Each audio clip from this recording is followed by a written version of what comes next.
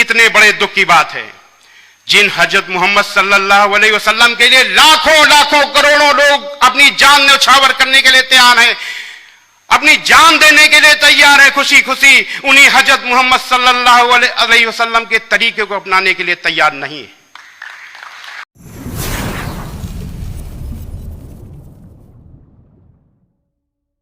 कि मुंह से निकला हुआ शब्द, बादशाह ने जो मुंह से शब्द निकाला वही कानून, और इसके बाद भी मुसलमान कितने हुए? 20%, 80% हिंदू। अब यहां कुछ लोग कहते हैं कि मुस्लिम बादशाहों ने केवल हुकूमत की, उन्होंने अल्लाह का काम नहीं किया, लेकिन यह गलत है। सच्चाई ये नहीं है, किया लेकिन गलत तरीके से किया, तरीका गलत था। और जो तरीका पहले गलत तरीका अपनाया गया वही तरीका आज भी अपनाया जा रहा है। दुख इस बात का है, मैंने बताया कि इस देश में जिसने अहिंसा को पकड़ा वो जीत गया। कुरान में भी यह अहिंसा मौजूद है। अहिंसा का मतलब मन वचन कर्म से अहिंसा, नॉन वायलेंस। मन वचन कर्म से अहिंसा का मतलब है कि किसी को किसी भी तरीके का कष्ट पहुंचाने के लिए सोचो भी नहीं, यह मन से है। कोई ऐसी बात मुंह से बोलो नहीं कि उसको कष्ट पहुंचे, यह वचन से है। और कर्म से कोई ऐसा काम न करो जिससे उसको कोई कष्ट पहुंचे, यह मनसा वाचा कर्मणा अहिंसा है। और यह मनसा वाचा कर्मणा अहिंसा कुरान मजीद में मौजूद है। कुरान मजीद के सूरा नंबर 28 आयत नंबर 83 में है, अल्लाह का वादा है, अल्लाह वादा कर रहा है कि हम परलोक का घर यानी जन्नत का घर उन लोगों के लिए विशेष कर देंगे, खास तौर से देंगे जो धरती में जुल्म और फसाद करने का इरादा नहीं रखते, यानी जो मन में सोचते तक नहीं है, उनको हम जन्नत का घर विशेष कर देंगे। अल्लाह का वादा है। यह है मन से अहिंसा। वचन से कुरान मजीद के सूरा नंबर 41 आयत नंबर 34 में दिया हुआ है, भलाई और बुराई बराबर नहीं हो सकती, तो लोगों की सख्त बातों का ऐसे तरीके से जवाब दो जो बहुत अच्छा हो। ऐसा करने से तुम देखोगे कि जिसमें और तुम में पहले दुश्मनी थी अब वो तुम्हारा गहरा दोस्त है। यानी अगर कोई व्यक्ति आपसे सख्त तरीके से बात कर रहा है, गाली दे रहा है, तो आपको गाली नहीं देना, कुरान का हुक्म है। आपको सख्त तरीके से बात नहीं करनी, आपको ऐसे तरीके से बात करनी है कि उसका दिल जीत लो। इस्लाम दिल जीतने का मजहब है। यह वचन से हिंसा। और कर्म से सूरा नंबर 5 आयत नंबर 32 में है, जिस किसी ने एक निर्दोष का कत्ल किया तो मानो उसने सारे इंसानों का कत्ल कर दिया, और जिस किसी ने एक निर्दोष को बचाया तो मानो उसने सारे इंसानों को जीवन दे दिया, जान डाल दी, सारे इंसानों में जीवन डाल दी। यह कर्म से हिंसा। यही है इस्लाम की मनसा वाचा कर्मणा अहिंसा। और अगर इस अहिंसा को अपनाया गया होता तो आज इस देश की हालत दूसरी होती। इस अहिंसा की तरफ देखा भी नहीं गया। आज फैशन चल गया है सिमिलरिटीज पर बोलने का। कुछ लोग इतना उत्साह में आ गए हैं कि वेद में आपका नाम भी बताते हैं, मक्का मदीना तक बताते हैं कि वेद में मक्का मदीना का नाम भी लिखा हुआ है। ये जो अटकलबाजी की कलाबाजी है, इस कलाबाजी से कुछ फायदा नहीं होना।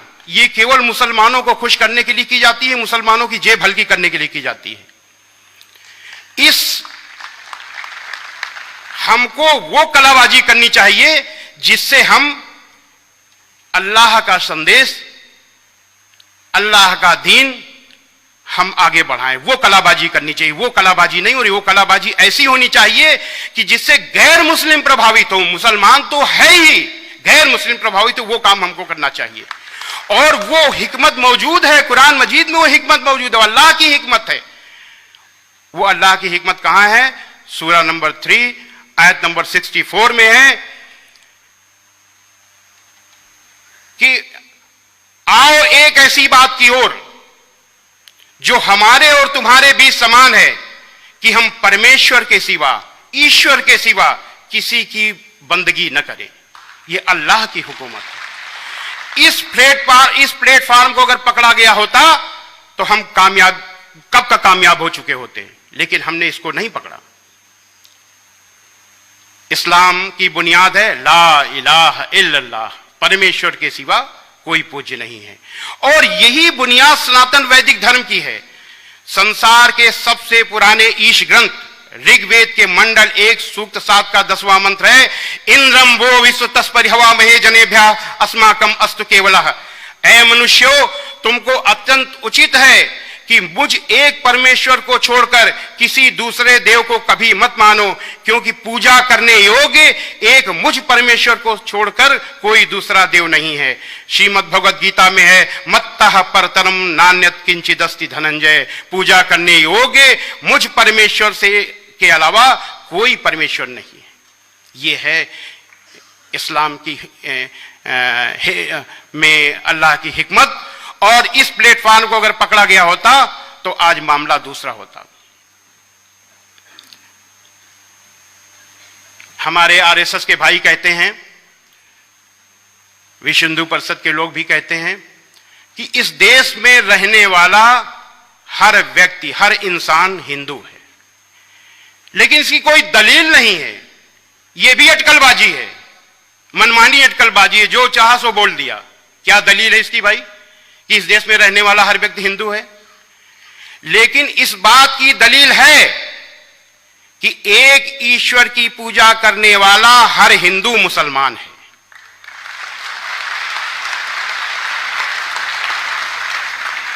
हम आप लोग नौजवान हो, हम आप लोगों से अपील करना चाहते हैं कि मुसलमान दूसरों को सबसे अधिक प्रभावित कर सकते हैं। कब? जब वो बुराइयों को न देखें और अपनी अच्छाइयों को बताएं और खुद अमल में भी लाएं। क्या बताएं? क्या बताएं? बताएं कि इस्लाम गुस्सा करने का मजहब नहीं है, इस्लाम लड़ाई करने का मजहब नहीं है, इस्लाम जबरदस्ती करने का मजहब नहीं है, इस्लाम बदला लेने का मजहब नहीं है, इस्लाम शांति का मजहब है, दया का मजहब है, माफी का मजहब है, इस्लाम दिल जीतने का मजहब है। इस्लाम में बुराई का बदला बुराई नहीं, भलाई है, क्योंकि इस्लाम कुरान का मजहब है। हजरत मोहम्मद सल्लल्लाहु अलैहि वसल्लम पर कुरान उतरी, उतरने के बाद आपके दिल में उतर गई, दिल से उतरने के बाद आपके कर्मों में उतर गई। कुरान की एक एक अच्छाई हजरत मोहम्मद सल्लल्लाहु अलैहि वसल्लम की अच्छाई बन गई।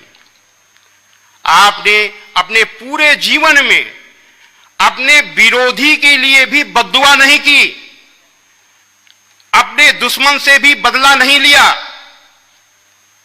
जरा ध्यान दीजिए, हजरत मोहम्मद सल्लल्लाहु अलैहि वसल्लम ने उस व्यक्ति से भी बदला नहीं लिया जिसने आपकी प्यारी बेटी को ऊंट से गिराकर मारने की कोशिश की। उन अबू सुफियान से भी बदला नहीं लिया जिन्होंने आपके खिलाफ हर लड़ाई में आपके दुश्मनों का नेतृत्व किया। उहद की लड़ाई में जिसमें आपके बहुत से अनुयायी, बड़े बड़े अनुयायी शहीद हुए, आप खुद बुरी तरह घायल हुए, उस लड़ाई में भी नेतृत्व कर रहे थे अबू सुफियान। ऐसे अबू सुफियान को फतेह मक्का के दिन आपने न केवल माफ किया बल्कि ऐलान किया कि अबू सुफियान को माफी, और जो अबू सुफियान के घर में दाखिल हो जाए उसे भी माफी, जो मस्जिद में दाखिल हो जाए उसे माफी, और जो अपने घर के दरवाजे बंद कर ले उसे भी माफी। यानी किसी न किसी बहाने सबको माफी। क्यों? क्योंकि अल्लाह का हुक्म था। क्या हुक्म था? कुरान मजीद के सूरा नंबर 7 आयत नंबर 199 में अल्लाह का हुक्म है, ऐ मोहम्मद माफी का तरीका अपनाओ और भलाई का हुक्म देते रहो और अज्ञानियों से किनारा कर लो। हजरत मोहम्मद सल्लल्लाहु अलैहि वसल्लम ने तो माफी का तरीका अपना लिया, लेकिन आपके अनुयायियों ने उस तरीके को नहीं अपनाया। मुसलमानों ने किसको अपनाया? गुस्सा, गुस्सा और गुस्सा, बदला, बदला और बदला। कितने बड़े दुख की बात है, जिन हजरत मोहम्मद सल्लल्लाहु अलैहि वसल्लम के लिए लाखों लाखों करोड़ों लोग अपनी जान न्यौछावर करने के लिए तैयार हैं, अपनी जान देने के लिए तैयार है, खुशी खुशी उन्हीं हजरत मोहम्मद सल्लल्लाहु अलैहि वसल्लम के तरीके को अपनाने के लिए तैयार नहीं है। यह बहुत बड़े दुख की बात है। आज अपने को हजरत मोहम्मद सल्लल्लाहु अलैहि वसल्लम का अनुयायी कहने वाले लोग जगह जगह निर्दोषों पर, औरतों पर, बच्चों पर हमले कर रहे हैं। कितने दुख की बात है। और कह क्या रहे हैं? हम मुसलमानों पर हुए जुल्म का बदला ले रहे हैं। क्या हजरत मोहम्मद सल्लल्लाहु अलैहि वसल्लम ने बदला लिया था? अभी हमने बताया। आपने कभी भी बुराई का बदला बुराई से नहीं दिया। आपने बुराई का बदला अच्छाई से दिया। यहां पर मुझे एक बुढ़िया माई की कहानी याद आ रही है। एक बुढ़िया माई उस रास्ते पर रहती थी जिस रास्ते पर आप से रोज निकलते थे। वो गैर मुस्लिम थी, आपसे इतना चिढ़ती थी कि आप जब निकले आपके ऊपर कूड़ा फेंक दे। एक दिन आप निकले, कूड़ा नहीं गिरा, दूसरे दिन कूड़ा नहीं गिरा, तीसरे दिन कूड़ा नहीं गिरा। हजरत मोहम्मद सल्लल्लाहु अलैहि वसल्लम ने सोचा कि कहीं बुढ़िया माई बीमार तो नहीं हो गई। आप ऊपर चढ़ के गए, आपने आवाज दी, माई माई। बुढ़िया माई ने आवाज दिया, कौन? आपने कहा, मैं मोहम्मद। इतना सुनना था, बुढ़िया माई बहुत जो नाराज हो गई। अरे मोहम्मद कैसे आए? आपने बड़ी विनम्रता से कहा, माई आपने मेरे ऊपर 3 दिन से कूड़ा नहीं फेंका। मैंने सोचा कहीं आप बीमार तो नहीं हो गई, इसलिए मैं आपको देखने चला आया। इतना सुनना था कि बुढ़िया माई बड़ी जोर जोर से रोने लगी और कहने लगी, ऐ मोहम्मद आप कितने अच्छे हो, मैं कितनी बुरी हूं। मैं आपके ऊपर रोज कूड़ा फेंकती थी और आप मेरा हाल लेने आए हो, और आखिरी वक्त आपकी अनुयायी बन गई। ऐसे थे हजरत मोहम्मद सल्लल्लाहु अलैहि वसल्लम। ऐसा है इस्लाम, ऐसी यही है कुरान। मैंने क्या बताया कि एक एक कुरान की एक एक अच्छाई हजरत मोहम्मद सल्लल्लाहु अलैहि वसल्लम की अच्छाई बन गई। जो भी आपका काम होता था वो कुरान के अनुसार होता था। तो अब हम अंत में निचोड़ में आते हैं कि हजरत मोहम्मद सल्लल्लाहु अलैहि वसल्लम का यही इस्लाम दुनिया का नेतृत्व कर सकता है। लेकिन तब जब ये इस्लाम सबके अमल में आए, तब तो चुनना अब तय आपको करना है, दुनिया के मुसलमानों को तय करना है कि वो हजरत मोहम्मद सल्लल्लाहु अलैहि वसल्लम का इस्लाम अमल में लाना चाहते हैं कि अपना इस्लाम अमल में लाना चाहते हैं।